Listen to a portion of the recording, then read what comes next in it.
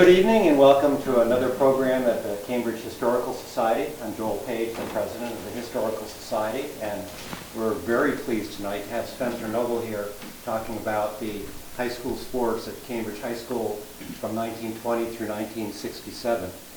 Spencer grew up right next to what used to be the high school, around the corner here in the Noble House. You probably know Winona Noble's History of Cambridge. That was his mom, and Jane Porter, his sister. So deep roots in the community.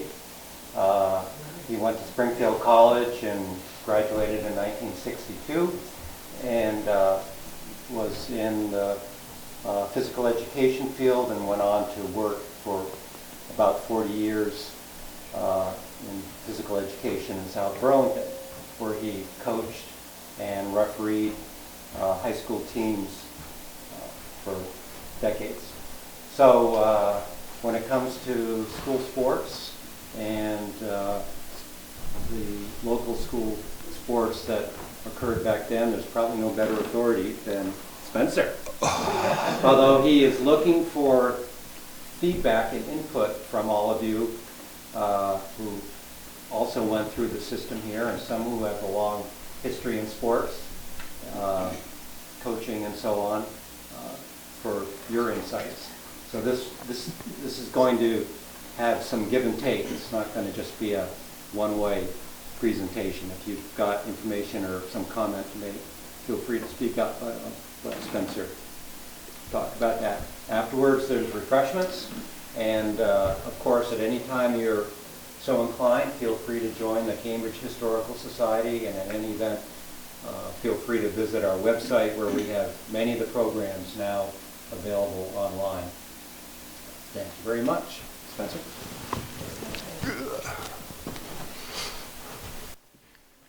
Thank you for that introduction. And just to lead off a little bit, Reg says that you're going to roast me again. And I said, well, maybe somebody wasn't at the banquet the other night when I said, if you have Reg on your dial and his name pops up, don't answer it.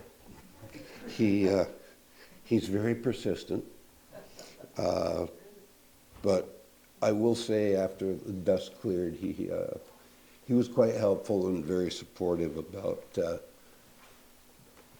this program. My approach to this whole thing was not to pick all-state or all-star teams. It was not to say that team was the best that ever went through this school. That's not really what this is about. I am kind of more about participation and letting some facts fall where they are. Are there going to be some opinions tonight? Certainly they are. Are there going to be some opinions from you? I certainly hope so, because if not, we're going to be out of here in about 20 minutes. This is going to be interactive, okay?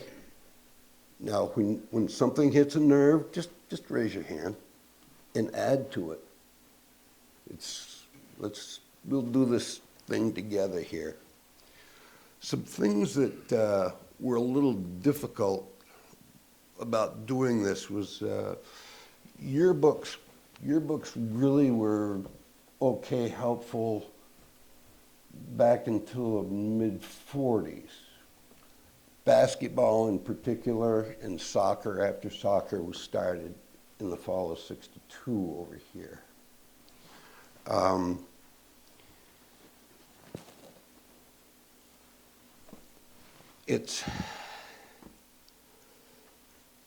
When the books went to print, they went to print before baseball season started.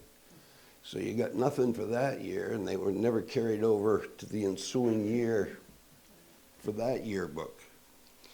Okay. Let's go here. My start here was with people, probably 8 or 10 people. As far back as I went was about 1948, a couple of guys that played on a baseball team back then. And Jim Godin, who's sitting up back, he and Joanne were most helpful with material that they had. I went to his home and we sat for an hour and a half and did some things like that. So there were people who were involved in sport that I talked with, both male and female, and I went down through and I checked it pretty careful and divided it right up just about in half. Don't want to offend. Okay.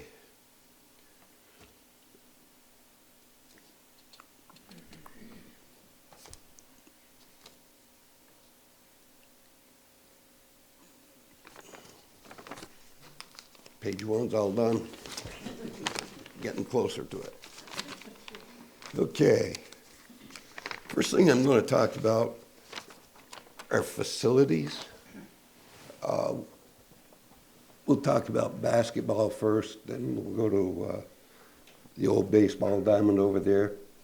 And soccer obviously went across the baseball field, but the old gymnasium, I don't know, how many of you have ever been on the second floor? First of all, how many of you went to CHS? How many of you went to Cambridge High? Okay, yeah. Can you count and tell us how many? I'm not sure the camera can pick the hands up. What do we got, 7 or 8 of us? More than that? Okay, 2, 4, 6. We'll pick a number, about 12. So anyway, yeah,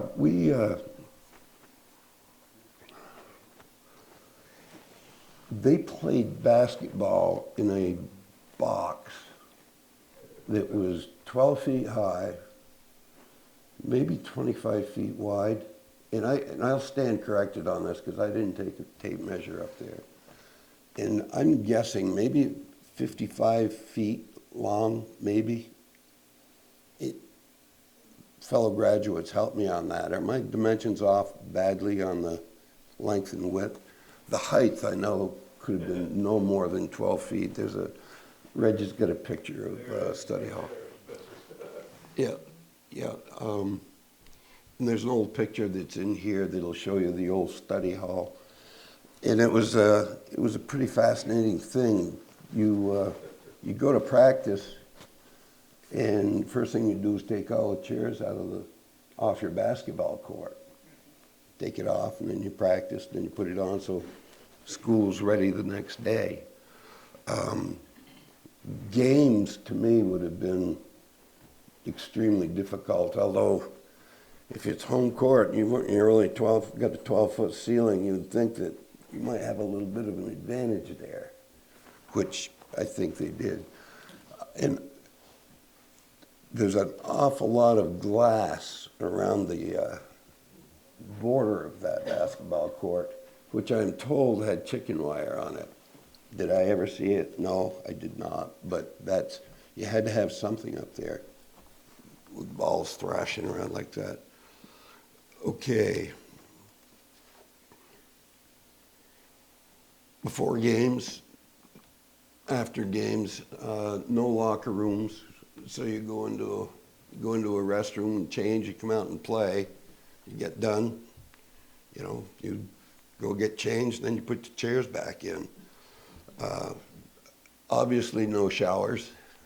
It was, now, when I was a kid there were still some faint markings on the floor. I'm not saying they were everywhere because they weren't. I went around and I looked, and there were. Okay, in 1944, at a town meeting, they started a sinking fund, okay, for a new gym. 10 cents on the grand list, and that was set aside. 1945, it was raised to 55 cents in anticipation of building. Oh, how we yearn for the old days on that stuff, huh? Okay, November 2nd, 1948, there was a special meeting, And it was voted to build the gym. $75,000 was the allotment, and the interest was not to exceed 4%. Okay? Now,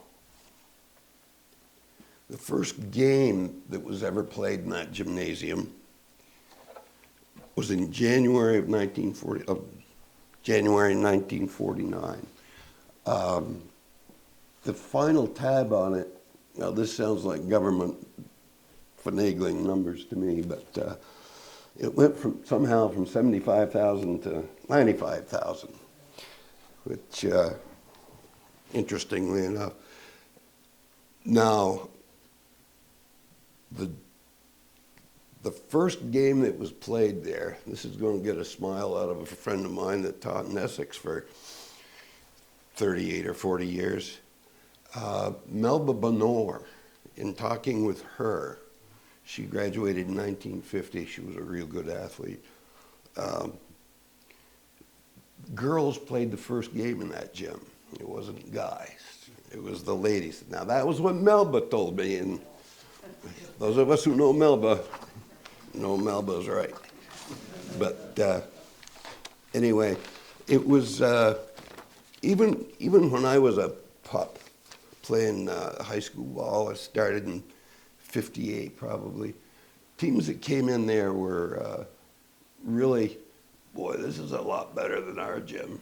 Well, it was the nicest gym around, particularly from, the late 40s through the 50s, because I don't know how many of you have been in the Johnson gym. Boy, that's no walk in the park. You can go to Greensboro. This place has got about 8 square feet more than Greensboro had. And you go to places like Jericho and Brigham Academy, and you look in the floor, and you got heat vents, and you've got at Johnson, you got a backboard right against the wall. The out of bounds line's right there. Not over here. We were definitely blessed and taken care of. It was good to the point that the headmasters obviously sanctioned it for play, but there were courts around here that those teams couldn't have a playoff game on. They had to, where they moved, they could move it anywhere, but it had to be at a headmaster's approved court, and this was one of them over here. And I can remember going to 2 or 3 of those games because we didn't play in many playoff games when I was in high school.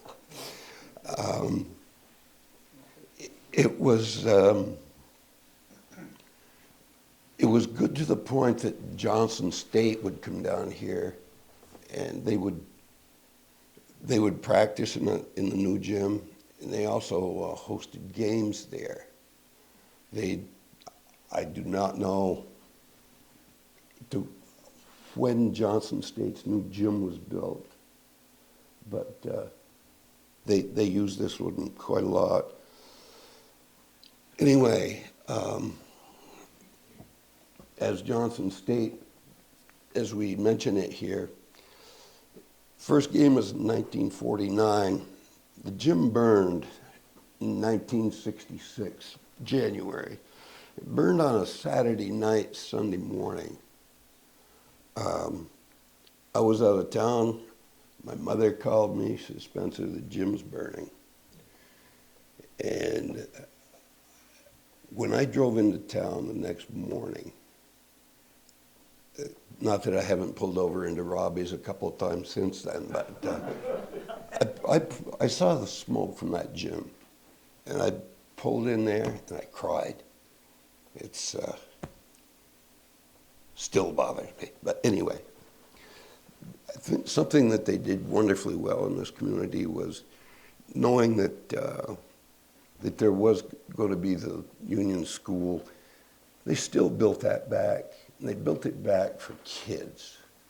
It wasn't a great, huge, it was just a very, very functional gym. And no longer was was there,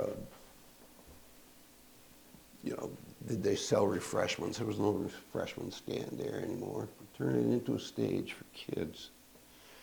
Downstairs, obviously they went to cafeteria like it always had been, but they did not replace the bowling alley, which was kind of too bad, but that's okay. They took care of kids.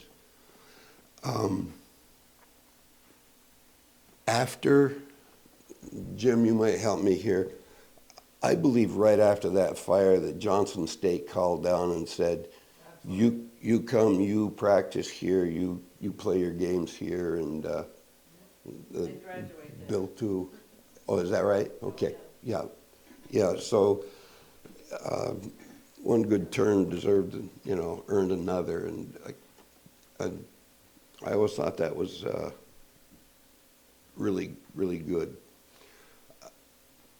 Okay. Folks, I'm done with basketball facility stuff. Anybody got questions here or comments about anything? Please do it, because that's what this is about, it's interactive. Sure. Did they ever figure out what caused the fire again? I never got the answer to that one. I thought about it as I did, but go ahead. I heard it was the boiler room next to the bowling alley. Okay. And the boiler room for the Okay. burning. Here, yes. I actually was coaching here at Cambridge at that time, and I was coaching the JV team, JV basketball, and we were breaking for a Christmas break, and it was the last game that was played in there was David Cameron, who was coaching the varsity team, and a whole group of folks, Howard Carey, for example, Howard Wells, a group later on that got all the other names too, but that were playing in the varsity at that time, and I was doing the JVs, and I remember leaving. Actually, I was out of town. My parents at that time, but came back as a disaster, and we ended up finishing the season at Johnson State, and then the next year, David was coaching the varsity, and he became principal. And so they had to have a varsity coach, and that was me. And so Brad Blaisdell, Jimmy, not Jimmy, but Jimmy was already on the last team and before that. And we went up to Johnson and played our games up there, and we practiced in the afternoon at Johnson State. They were more than good for us. And Johnson State played down here the year after I graduated from Johnson, '63. And some people that played on those teams were Bobby Aldrich, Michael Leverell. Maybe ring some bells for you, for the folks here. The two Wilson brothers, Frank and the other one, Mrs. Frankie. Okay, and so they played down here on that team. Jimmy, pretty familiar with. I knew them from Johnson, and then later on, of course, as basketball players here. There may be some people here that don't know you. It's okay to announce who you are, sir. Yes, my name is Carl Stowe. I coached baseball here for a couple of years, and after graduating, I went down to Waitsfield and coached there and taught there for a while. And then after a couple of years, I came back to Will County and taught at Cambridge. And we were fortunate enough to have them, I think, the last game that was ever played as a Cambridge high school team was a baseball team. We played in the spring, and we would play over here on the field. And it was, at that time, I don't think we thought of it as the memory that it has gotten over the years, in my car anyway. But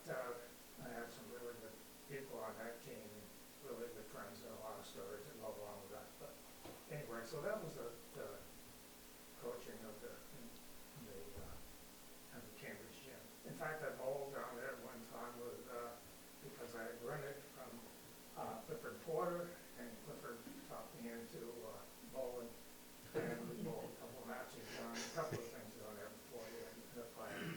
It was totally a disaster for the town, really was. And it was, as Spencer said, it was, because I played at Bristol High School, and Bristol, we kind of played in a swimming pool. There's a big advantage when we were at home. And, and I remember practicing at Johnson High School, and Spencer hit it right on the nail, had the backboard was nailed on the wall, and there was like a small balcony over the end, and the balcony cut off, so if you shot from the corner, it might be right back at you. Yeah. It was Cambridge was not that way. It was really a good place to play. Yeah. Something that could be said for those old small gyms, though, they had wonderful floors in them. None of them had tile floors except for People's Academy up here. Really gets an elevation on every night. Some folks could, Carol. I never bothered much above that much. Bottom of the net up, I got about that far. In fact, yes. Yeah, I do have a question, Spence, but before I do, Spencer is way too modest. He graduated from a small town, went on to Springfield where basketball was invented. And Springfield College is renowned as the best phys ed college in the East. And Spencer went on and became the top basketball referee in northern Vermont, did a number of state finals, D1 in Patrick Gym. And so Spence, again, great. But my question is... Let's get to the question, Pat. Can you identify yourself? I'll identify him for you. Bill DeBell. For the people with the video. Oh, It's good- okay. It's good to have your And names. I have to see Carol later because he and I both were referees in soccer and so forth. But anyway, Spence, can you kind of tell some of the odd rules that would occur in these small little gyms? I remember having to put my foot against the wall in order to take a ball out of bounds. Yes, supposedly when there basically was no baseline, no end line, to make it legal, you put your foot on the wall and, yeah. Yeah. It's, And the key used to be shaped like a key. it And did. there was no, The key was 6 feet wide, yeah. and before they extended it to 12. And the visitors were on one side and the home was on the other side. Yeah, in some places, yep. Well, and could you say something about the girls' basketball back then being half court? Yeah, I haven't gotten into that, but I got no problem jumping in. I thought it was atrocious. I didn't understand why girls couldn't go full court basketball. I know we're getting off with the history of this thing, but this stuff is a part of it. I think it was 3 and 3s until 3 on each side. You couldn't cross over. And I'm not sure when they changed that to, was it 2 and 2 with a rover? Yes. Okay, talk to us, come on. Okay.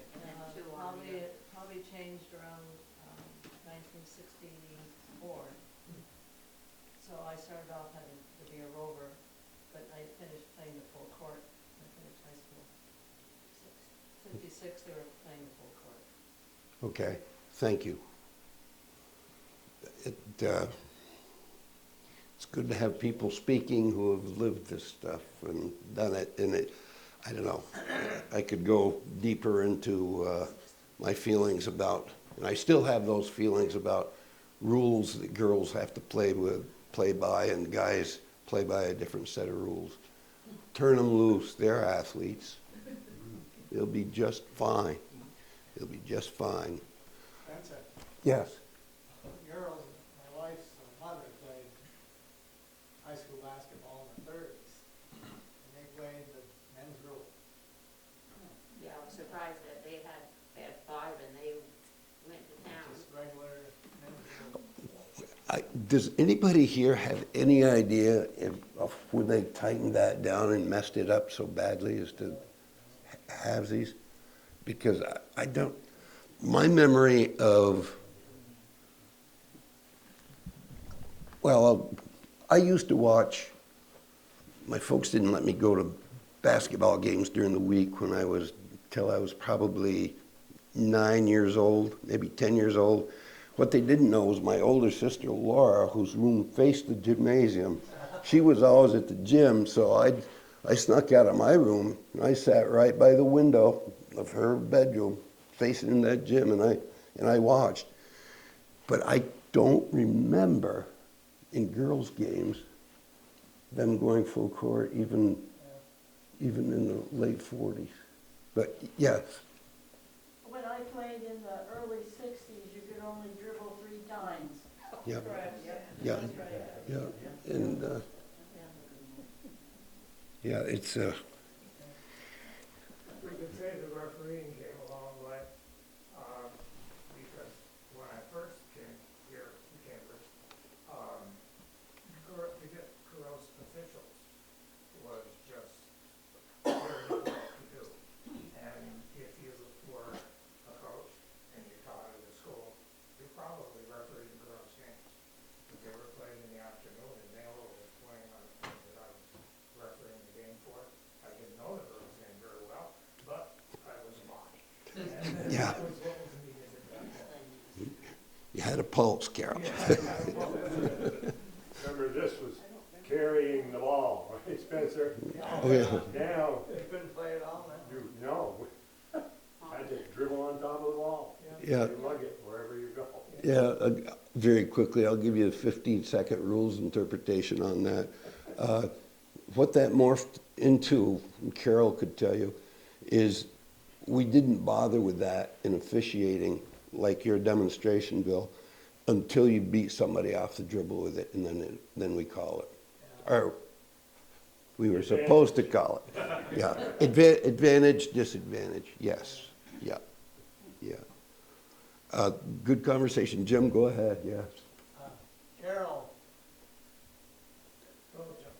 failed to mention that 1967, the last year of the school, he was a varsity coach. Couldn't find a JV coach, because who wants to take a coaching job for 1 year? They're so overpaid. Yeah. Yes. Carol told me that I got $18 a year for that. I told him I never saw a nickel on it. So with interest, he owed me $58,000. Yeah. I'd be writing that bill out before I left here tonight, Jim, out there. When first night of practice, I worked at Hanley's. Come in, folks, come in. First night of practice, I worked at Hanley's till 4, then I'd go up to practice. So when I got to the gym, I was always a little late. And I walked into Johnson's gym, and Carol walks up to me and puts his arm around me. He says, "There they are, Tiger, go get them." They're on the other corner. Yeah, it was fun. He wanted to make you feel at home, Jim, you know? Okay, are we kind of done with basketball facilities here? And because we move on doesn't mean we can't go back, okay? Please, if a question comes up, please bring it up, or a comment. This discussion we had was really good. It's going wonderfully well as far as I had hoped it would. Okay, baseball diamond. Gymnasium diagonally across to center field across the street. My understanding, okay, I have nothing in writing of this, and I have only heard of stuff in my father's store. More to come on that. It was originally built in the late 20s or 30s for town team ball. I am not sure when the first high school baseball was played over there. But anyway, just a little bit of town team ball kind of stuff. Back in the 30s and early 40s, they were pretty darn serious about it. There was a guy by the name of Burt Reynolds that owned the sawmill before it became Bell Gates. And he liked to win. And my father enjoyed baseball. My father was the treasurer of that team. And my father said that he'd pay guys out of Burlington a check for $18 or $20, $22 back then just to come and sit on the bench so they wouldn't play for the other team. And that's where my father, he had no reason to fabricate there. But there was some serious baseball that was played over there. Okay. The field, I don't know that anybody really, other than Carol could speak to this probably more readily and accurately than, but the field never was really assigned to anybody to take care of. So it was kind of, if you had a game, you grab a rake, right, Carol? It's kind of the way it was. And there were some, you come from Main Street and you head over to the high school. And there was a telephone pole right in center field there. And just to the left of it, cars would go just to the left of it. And there was a road that went right straight across center field, behind second base, behind first base, because cars were parked right along the riverbank there. And it was, it wasn't safe, and it didn't make for real good outfield play. Anyway, that was just the way that one was. An easy home run if you got it past the pole, right down the street to Hanley. You know what? Those are the kind of things that we're looking for. And I remember one day somebody picking one of those up in my folks' garden, Oh, yeah. which was right over by closer to Griffin's than ours. Yeah. Was your dad, they had that white picket fence right in front of the house. I've always heard that he would pay $5 if somebody could drop a ball in that wall. He did. Yeah, that was a standing. Yeah. It was a standing thing. Yeah. Yeah. He never gave me 5. I never hit one that far. You never hit one out there. Hey, you're right, Jim. You're right. Okay. That field, I know it was 1961 when they took a bulldozer to that field, and they fixed the road that went across, and there was a terrible drop off behind second base. And they brought Phil in, and I just remember Junior Wells. I don't know how many of you remember him, but Junior, he ran a dozer. He was an equipment guy. Weekends he'd go over there, and boy, after it he went. And there were other guys that could drive other trucks, and they brought Phil in. And well, anyway, obviously we didn't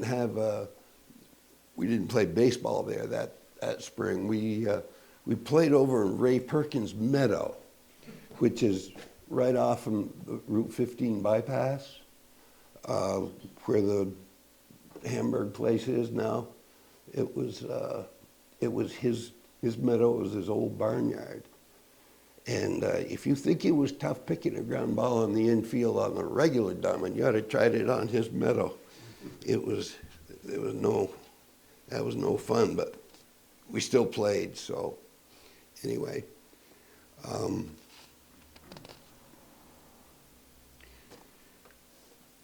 give you, Spencer, one thing that's kind of interesting. The year after Cambridge closed and we went to Vermont, I went there as a baseball coach, and we had a pretty good group of players coming in. And so we wanted to play during summer baseball. And at that time, the group that were playing was only in Chittenden County. It was a pretty select group of coaches, and a few of you may remember a guy by the name of Laurie J., who coached Burlington. his name will come up here later. Laurie J., but I won't go into that. But I will tell you what happened. I will tell you what happened. So I wanted to take the team that I knew we had coming from a while, which was going to be pretty good, and I thought, into summer ball. And I went down there and went to the meeting. And when I sat at the meeting, of course, I knew one person at the meeting, and that was me. And the conversation went on, and they were really pretty negative. Winsky was there, and what is now South Burlington. Anyway, the group of teams were all in Chittenden County. And I said I wanted to bring them in. They said, well, where are you playing home games? I said, Cambridge. And they said, wow, Cambridge, that's a long way away. Of course it was, then the roads weren't quite as good there now. But anyway, so that's a long ways away. Conversation went, and I said, looks like I'm gonna have to do something different with these guys this summer. I'm thinking to myself, Laurie J. stood up and said, you know, I used to play in Cambridge. He said, I played for Mr. Reynolds. And he says, and I think they deserve to be in this league this summer. And when Laurie J. spoke, people listened. And so therefore, we played, with that summer, we took that group of players. Johnny Butler was on that team, and, because they were only going to be high school seniors and juniors, and we took them down and played in that league, and actually did pretty well. Yeah. They reserved coming up here, they weren't terribly thrilled about it. So that's an interesting story for George J. I thought. Yep. Said a lot about him. Yeah, so a little later here, I've got some stuff with Ori involved. Outstanding individual, outstanding. Some of the couple of quaint things about that baseball diamond over there was obviously a bad throw from shortstop could result in a river ball, but more frequently they came off in foul balls that went over the backstop. And when I was a kid, there was always a pack of us. Boy, that ball, when it went over that screen, everybody was looking, and then you'd hear river ball. It'd be about anywhere from 8 to a dozen, 15 kids just take off. Some kids would jump in just to get a ball, and some other people had an 8 or 10 foot long stick with a crowd in it with some wire in it, so they could reach out and.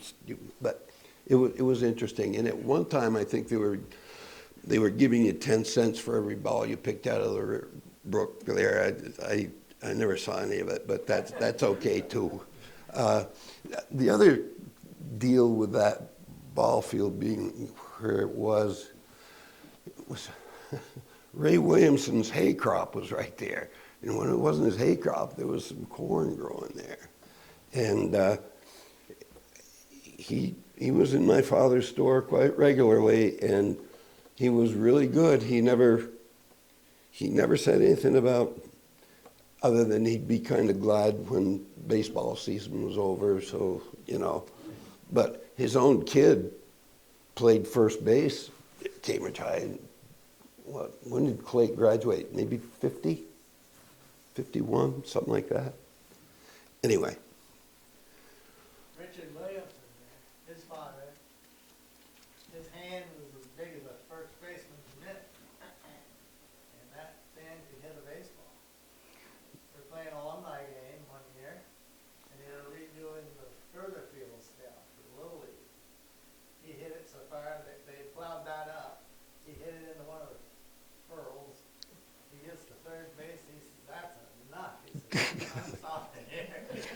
Yeah, Anybody else I don't. yeah, I don't have any stats on him, but once again, my dad talked about him. He said the longest baseball he ever saw hit at that field, Joe Williamson hit it, and it was to right field. Yeah. He said it was, Must have been left-handed. yeah, just a big, strong man that, anyway.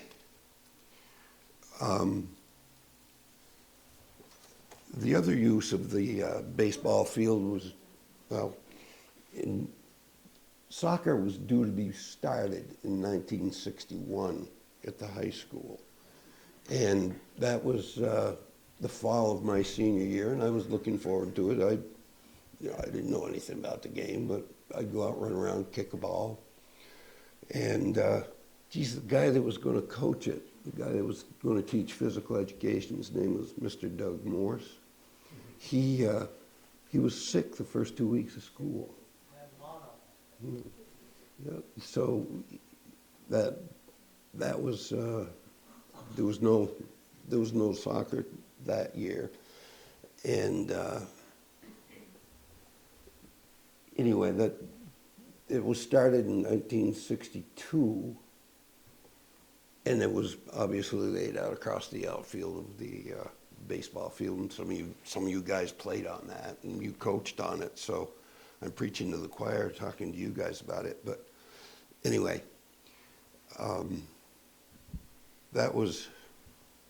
that's about it for facilities.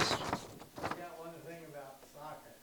When they started soccer, every other sport, you had divisions, 1, 2, 3, 4. Soccer, the biggest school in the state played the smallest in the state championship. There was no division. And we had a playoff game. We played CDU, and they've been winning every set.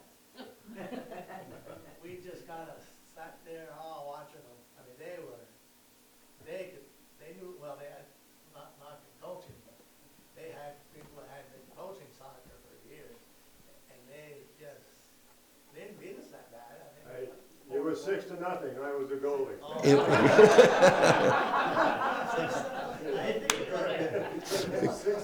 I knew it was 6-0, and I'll give you another aside. I'll give you another aside on that. I ran across that clipping, and when Bill Duval came in, I said, "Hey, Fat," I'm sorry, I call him Fat. I go back to his childhood moniker. There was a guy that Bill played an awful lot of summer soccer with, who was just a bear of a guy. He was barely made it within high school regulations for age, but he was a bull of a guy. And when Bill came in, I couldn't wait to tell him. I didn't want to.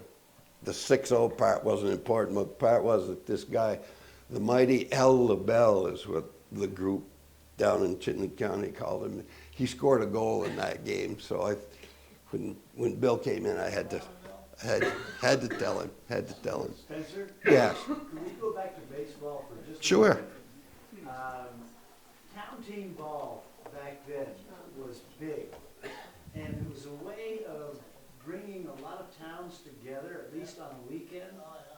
And high school players would make the team, but there were guys who were 40 or 50 who were still playing, and I can remember some of those curveballs, those 40-year-olds, you couldn't hit it. Yeah. I mean, they were good. They could snap them off. Yeah.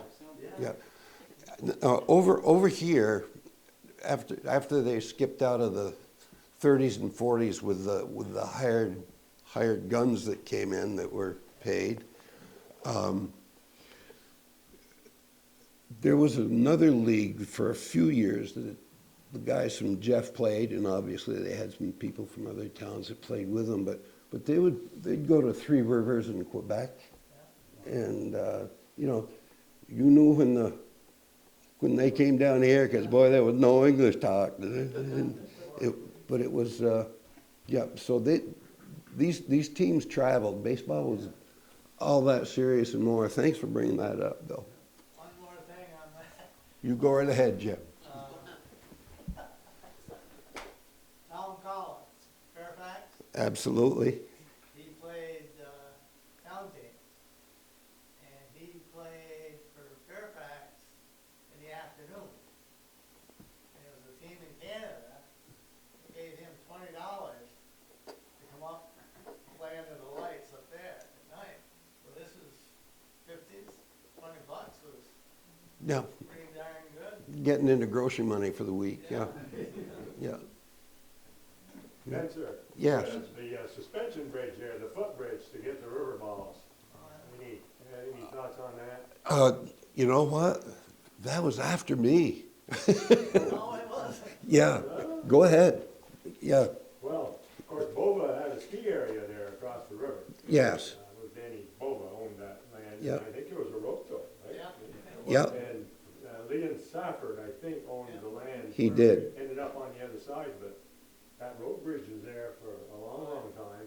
And you could go rescue a ball or two by going over to the other side and pulling it down. Yeah. It seemed like that was there all through our high school Oh, it was. days. yeah, that must have been right after, You left. Yeah, yeah. you got out of town for Must have been about Yeah, well, you know, I leave and they upgrade everything, you know?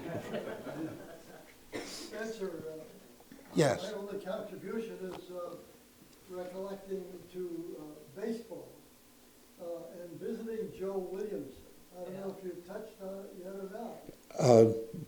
Yeah, we talked a little bit about Joe Williamson, but you go right ahead. Oh, well, Repetition is a great I teacher. remember visiting him for the first time, and I was impressed when he sat down, how his hands went down quite a way over his knee. And I remarked about it, and Joe said, yeah, he said, I used to play baseball with a semi-pro team, was it, here? Well, he well may have, yeah. And he said, you know, I said, well, what kind of equipment did you have? He said, well, most of us had gloves. He said, but if somebody came and they needed one, I gave him mine, and held up his hand. Yeah, he played cricket style, didn't he? Yeah, he was a big, strong man that that loved his baseball. Okay, Can you clarify one thing? oh, give it a shot, Jim. See what we I can do. heard, I don't know if this is rumor or half of it. When Spencer went to college, Springfield, he'd send a letter home. It's true. All he'd write on it was Mom. And she would end up getting the letter. The post office, you know, everybody knew everybody. Yeah, just a quick clarification on that one. I'd written a letter home, and it had Springfield College on the return address, and some kid from New Jersey came into my room, and he said,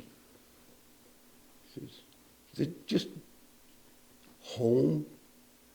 Jeffersonville, Vermont? Yeah, it'll get there. Aunt Chuck will get it to him. He says, oh, I know. She says, you're the only guy from your town that's gone to Springfield College. I said, well, if you don't believe me, I says, we'll start this thing all over again. I got another envelope that was blank and put home, Jeffersonville, Vermont on it, and stuck the letter in. I says, no, I says, you want to walk me to the mailbox? And he did. He walked me to the mailbox. And Aunt Chuck always got him. She knew where it was. Okay. Here we go. A little bit into, let's start with some games here. Anybody need a break? Or we okay? If you need a break, holler. I don't. Okay. See, oh, we're running out of paper here. That's good for you. Okay. As we go to, well, this is going to get serious. If I don't look good, I can't put this stuff out, you know. Is this light work, maybe? I'm not sure if it's plugged in down at the... It is. Well, I'll tell you what, we'll just come over here and we'll monitor and adjust here. Okay, I told you at the beginning here that I talked with 8 or 10 people and just get some thoughts and ideas and stuff. One that Bob Skiff gave me, and I thought it was really, really pretty spot on. He said, you know, when I was playing high school ball, he says, and I think it was always true there, he said, win or lose, play well or not, he says, I always felt the town supported us. I thought that was a pretty good summation of the way stuff went here. Boy, I should have. Okay. Okay, we're going to get into a little something that Jim talked about here. With some baseball records, basketball records. Okay, here's that little tidbit that Jim was talking about. 1949 baseball and 1965 soccer teams, they had to be invited to state tournaments because they were open. Remember Hoosiers, that movie? Okay, little school beats big school in the field house, because every school is, you know, they can play, but there's just one winner out of the whole deal. And that's the way it was with baseball. It was as late as when Jim was playing way back then. In the research that I have done, your team had a shot at winning it all if it was a Class S or Class M, Jim. I mean, you guys, I think what I finally dug out was you guys were 10-2 or something like that. And baseball, it was, okay, in 1949, the baseball team from Cambridge High School was more than good. They were really something. Now, I was fortunate enough to be able to speak to 2 of those guys, and within the last month, I've been to both of their closing ceremonies, so to speak, which was kind of sad. But anyway, I talked to each of those guys about that team, and I went to Bill's home, and the other guy was Tink Cattell. He played on that team. I went to Tink's second home. I knew he'd be up at Robbie's, so I grabbed a clipboard and I went in and interviewed him a couple of times up there. And I said, geez, Tink, you guys are really good. Yeah, he says, we were pretty good. I says, how many did you lose? Well, what was your record? Oh, I don't know what the record was. How many did you lose? I don't know, he says, but it wasn't very many. That's as much you were going to get out of Tink. But those guys, they went and played Burlington High School at Centennial Field. And both of those guys told me the same thing, and they were not together when we were interviewing. They went down in 3 cars. And I think 2 of them were driven by students. He said, well, we got out of the cars. He says, we were loosening up at Centennial Field. He says, after we got done looking around, you know, this is a pretty big place for us to be playing. Yeah, it must have been exciting to him. Yeah, he says, you know, he says, you could pick up a ground ball down there. It was smooth. Yeah, nice change, I think. So anyway, he kept going. He says, we're taking some batting practice. He says, and all of a sudden, this great big Vermont transit pulls into Centennial Field. He says, I thought those guys would never stop coming out of that bus. He says, they each had their own bat, they had their own bag. Well, anyway, as that game unfolded, and I have I have the clipping right in front of me here. There was a guy named Larry Rooney that, as Dizzy Dean would say, could throw a strawberry through the side of a submarine. They said he could throw really hard, and he was really good. And I think, well, I know the final score was 4-1, but what I could glean from the box score here is Burlington got 2 earned runs. So, you know, a little bit better defense, who knows what might have happened. That was for the Northern Vermont Championship, and Rutland beat, I'm going to say Poultney, maybe Black River down south. And three days after Burlington beat us, Burlington went down to Rutland and beat them 13-2. So Old Cambridge High was pretty good. Now I'm going to circle back to something Carol Stokes was talking about. And that the guy that was coaching Burlington High at the time was the guy that Carol was talking about, saying, I played ball up there, and I say, we let him in, and we travel to Jeffersonville and play those guys. Ori, after that game, called Pappy Skiff. And he said, you know, he said, you were as good a team as we played all year. And just, well, they threw their ace. They threw their best pitcher. And so, anyway, they were more than a very good baseball team for around here. But I think there were just 12 of them on that team, maybe 11. But that's, you know, Ori J, once again, he showed his class with Carol. He showed his class with Pappy Skiff. The guy is long gone now. I was fortunate enough to be coaching as an assistant coach at South Burlington when Ori was at the tail end of his career, and he was just an absolute gentleman. He didn't owe me anything. He didn't owe me the time of day. He came over and he talked to me, and I thought, here's this God, this baseball God that I have been, you know, reading about since I was a kid, reading sports scores, you know, and he's talking to me. Yeah, Ori J was class all the way. Okay. One more thing on that topic. This is just hearsay, you can verify it. With more hearsay.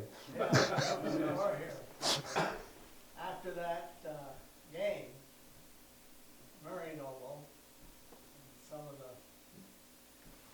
townspeople, I don't know who said it, but they said, you know, here's Cambridge and Burlington there, and we didn't have any warm-up jackets or nothing. So they started a fund to get jackets for the baseball players. Is that true? I know that was a fact in 1956 when the team went to Barry Auditorium. In 1956, that was a crew with Dick Carpenter, Rodney Rogers, Larry Bliss, that crew. They were very good. They just didn't have a big guy that could hold up against Proctor. But in 56, after they beat LCA at Peoples, okay? And I believe that was a sudden death game. But anyway, to move on, the next step was Barry Auditorium. And yes, Jim, I've got it written down here, and we'll say it now, and I agree with you. It was, there were about four of those guys that put some money together and said, express it, don't care what it is, just get them here so those guys can have a warm-up suit going into the Barry Auditorium. And I think when the high school closed, probably we're still using those, right? Yeah. Yeah. Okay. we're getting to some miscellaneous stuff here, so anytime anybody wants to jump in. To-do. Okay, this is just kind of an offshoot of Pappy Skiff coaching that baseball team and everything. He coached through, I've got it written down somewhere, it's not really part of this presentation, but he was coaching, and his son Bill played that game against Burlington High. Bill went away to school in Middlebury. He played some ball down there. And eventually he circled around and he went to Stowe High School as a teacher. And he was their baseball coach for, and I can't tell you how many years, but I do know that one year, when I thought it was kind of quaint, that Stowe and Cambridge played, and it was a father-son deal, you know. So coach, something to talk about at Thanksgiving. Boy, I think Stowe did. I do. But anyway. Pappy Skiff, the same as Glenn Skiff? One and the same. Yeah. When we were kids around, it was Pappy, and he was very, very good about that. Okay. Spencer, you Yeah. mentioned Doug Morse. Yes. I was just thinking, maybe Jimmy was the one that went with me. I was the first one over to the field that particular day, shortly after my birthday, and Doug says, you got a driver's license? And I said, yeah, I think so. I had it this morning. And he said, we need some line. Take my car and go over to Don Bertrand's and get 3 or 4 bags of line. Might have been you. I'm glad I went with it. I don't remember. And okay. So away I went in this car. He had a Tempest. I think it was a tan brown Tempest or something like that. Yeah. You know what he used to call it? His car. Well, he used to call it Shasta. Shasta have gas, Shasta have oil. He commuted from Morrisville. Yeah. He let me go over there and get that and bring it back. I brought it back in one piece. Yeah. If you didn't, it wouldn't have been all your fault. It would have shaken off some of those parts there. Yeah, it was, okay. Very miscellaneous stuff. I got one thing I'd like to Hey, mention. Harold Stowe, when he came to Cambridge, baseball's a spring sport, and he was there in September. And throughout the preseason, he'd take turns going around talking to ball players that had played the year before, or 2 or 3 or whatever. And he goes up to Frank Hutchins, says to Frank, where do you play? Third base, he said. And Frank was left-handed. And Carroll says to him, not anymore, you don't. okay. We've talked about teams that got caught up in the open tournament. There were a couple of women's basketball teams that were really, really good. In 1949, 1950, Melba Benor, her name came up earlier.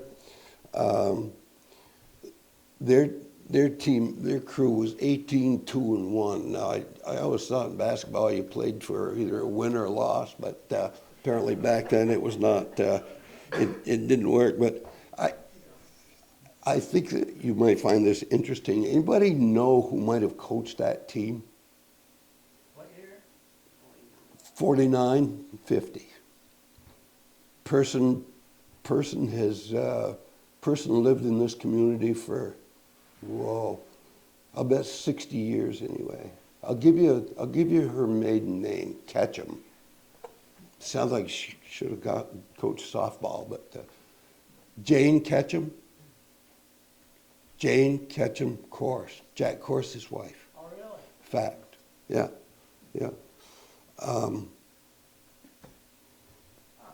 So that was 49, 50. My senior year, the girls were really, really good. That was one of those. Boys were too. Well, yeah, you ought to seen our schedule. We couldn't get up. We beat those junior high kids right up. But yeah, the girls' team they lost one that year, and it was those two girls' basketball teams that I found, and I'm certain there were others, but those were the two that stood out to me as really getting robbed and jobbed as far as not having a state tournament was concerned. I always thought, having seen one and heard about the other, that they probably could have gone really deep in a state tournament. A couple of real good clubs.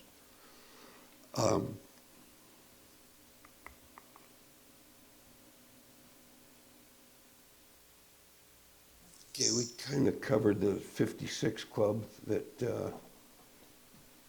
played well. Okay. Okay, here's a play-down game that I was involved in. I think I was a sophomore. I was in the key expecting some activity there, and the next thing I know, the ball goes up, and I said, oh, that baby's going in. So I kind of had turned to head up, and the whistle blew, and I got a 3-second call on me. The ball went in the basket, and that would have been the only time that night that we had the lead. And I squelched it. Yeah, that was a playoff game to forget. Yeah, thanks, Spencer. Nice work. Okay.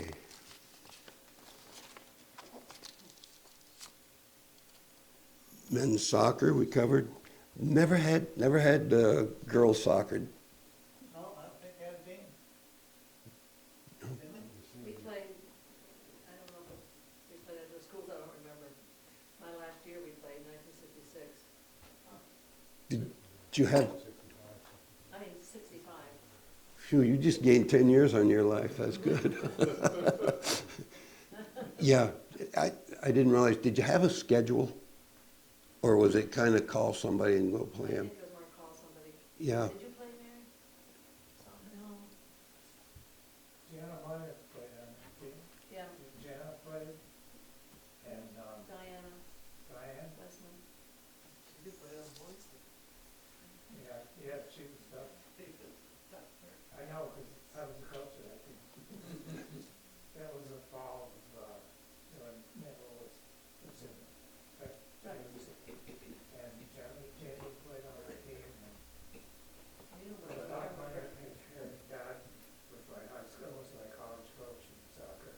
Did we have a schedule? I don't remember. We played, I think, 3 or 4 games. Yeah. I think we played 3 or 4, and the only reason, there was not an official team, it was just the girls wanted to play. Again, I have poles, and so therefore, I Okay, and softball.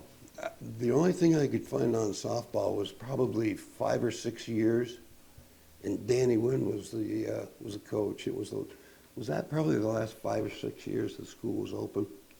Because Yes. boy, Coach, okay, yeah. And once again, it was kind of catch as catch can, wasn't it? I mean, did you ladies have a regular schedule? yeah, we did. Okay, I don't remember how many games. yeah, okay. Okay. I'm not big on talking about this. That's why I left it to almost the end here. Yeah, we're almost done, folks. In 1962, there was a pretty good guys basketball team. They were 20-4 and lost to Pulteney down at Middlebury College. Lost by 6. Some people have never gotten over it. Remember Cambridge outscored them 3 out of 4 quarters and got beat. That's right. The next morning, Sunday morning, I come downstairs. My mother's there, and everything. She says, "Well, Spencer, And that exact story right there. She says, you know, if you're playing tennis, says you won 3 sets out of 4. You should have, you know. Oh, the love of a mother for a child, huh? Yeah, it's. Spencer, we were both at that game. That guy that killed us was named Gay Fish, I believe, the big center. The center, and there was a kid. Another guy. There was a kid, Graham, that Yeah. he interestingly came up from New Jersey to spend his senior year with his grandmother. And that story can be validated because 2 guys that played on our basketball team ended up going to college with him down at Castleton. And when Graham didn't come back after Christmas because he spent all his time in New York. Yeah, he said it was not good. There's your games, all Oh, yeah. Yeah, take me back 65 years, please. And had 3-pointers, and Lucia might have altered that game. Monty Lott down the lower left-hand corner, I don't think he played basketball more than a couple of years. That's how lean there was to pick from for this team. He was from Waterville, so he. That's not Ronnie Lott. Ronnie Evans. Oh, yeah, Ronnie Evers. You know how he came out his senior year? He told me after junior year, I says, you're playing next year. And he says, yeah, okay. But opening day of practice, I looked around, where is he? That son of a gun. I went on the bus. He was sitting up back. I dragged him off the bus. You're going to the gym here, Ronnie boy. And he started every game that year. He was a good Played, guy. yep. Just didn't mean that kind of much to him, I guess. That team was so far ahead of anybody else as far as shooting goes. If they'd had a 3-point line in those days, they probably would have won the state championship. Yeah. I couldn't make a. Okay, just odds and ends about stuff, okay? We're getting close to the end here, folks. Baseball field. Carol, you can attest to this. Not laid out really the way it should. The first baseman shouldn't be looking into the third base for throws from third base and shortstop coming out of the sun, okay? Anybody know how many railroad crossings there are between Cambridge High School and Richford High School? I think it was 19. I'll tell you, it was. Anybody ever play in the Alberg gym? No, that was another dandy. Okay. I did, Did you? Something, wasn't it? yeah. But they beat us anyway. Okay. Longest basketball shot that I ever saw in this gym. Started down at the refreshment stand and just inside the free throw line, and Raymond Severance made the shot.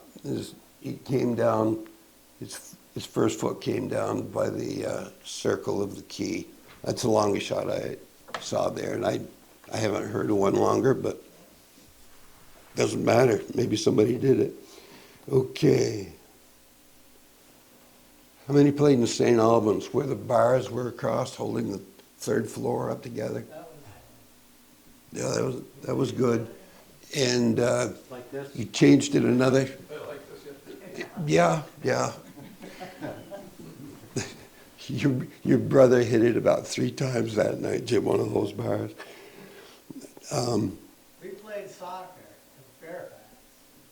And back then, the soccer goal didn't have any nets.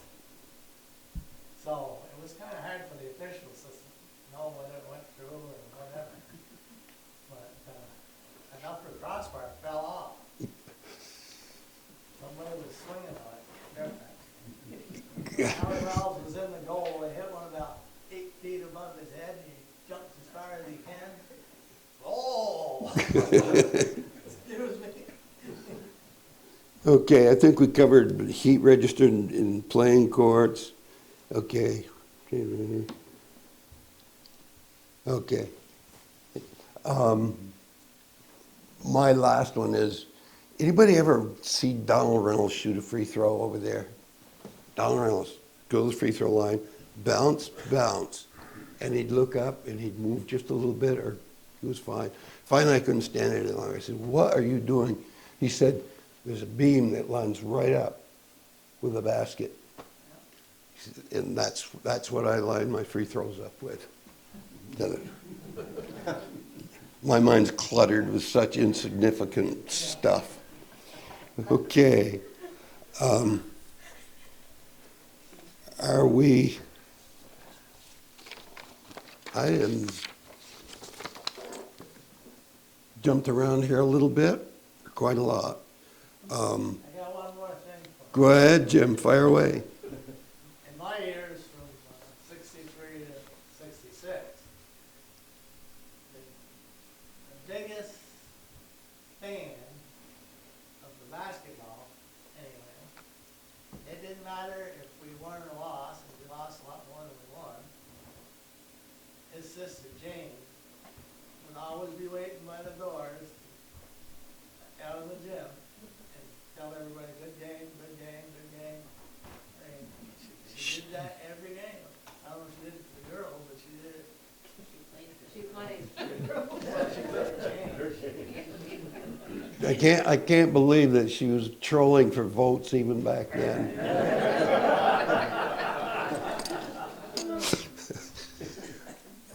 Okay. She had foresight. Yes, she laid her foundation well. These are people that I talked to before. Yes. Your little line up there with Richford and Railroad Crossing. I had an uncle, he just passed away a couple of years ago, 80-something. He used to go to school in Richford. And about 10 years ago, talking about the name of Jeffersonville and stuff, and he didn't know all this time. And I explained it to him that he could never figure out why he played Cambridge, but always came to Jeffersonville to play. And he was passed away at 80-something. It was just like 10 years ago that I explained to him the Jeffersonville-Cambridge relationship. He said, thank you. He said, all my life I always wondered that and never knew what it was. You couldn't let the poor man die in peace. Huh? I like that story. Just one quick thing. Sure. I just finished the book that I just happened to find, and it was one that Kenny had, and it was called The History of Cambridge. And as I was looking through the history of Cambridge, and I just read that, and I found that fascinating. I'm a bit of a history buff anyway, but. Is that the book his mother wrote? Yeah, it was written by Winona Noble. Okay, that's the book. And I was just so impressed with that. I did not know it. I've known Spencer for years and years. And of course, I talked with him. And I was just so amazed. And I thought she did a great job. And I thought you should know that. Well, thank you. So it's well worth the reading, folks, if you haven't already. Yeah, after I read that, I told her, I said, "Boss, you did a great job writing the history of the town of Cambridge." She says, "Spencer, I didn't write it." She says, "I just organized it." Ever correcting, that mother of mine. These are just people that I told you that I resourced. I've got Jim, who's been most helpful tonight, Tink Cattell, Melba Benor, my sister Jane, Sally Reynolds, Carol Skiff, Bill, and her brothers Bill and Bob. They were most helpful with anecdotal stuff, and they had some stuff that was written and everything. And finally, well, you thought you'd never go to hear that word, huh? There have been from our high school people that have gone on and played men's and women's college ball, some hoop, baseball, and I think there were 2 or 3 that played some college softball, some lacrosse, and I said I wasn't going to name many people here, shouldn't name any, but we actually had a guy that graduated in my class that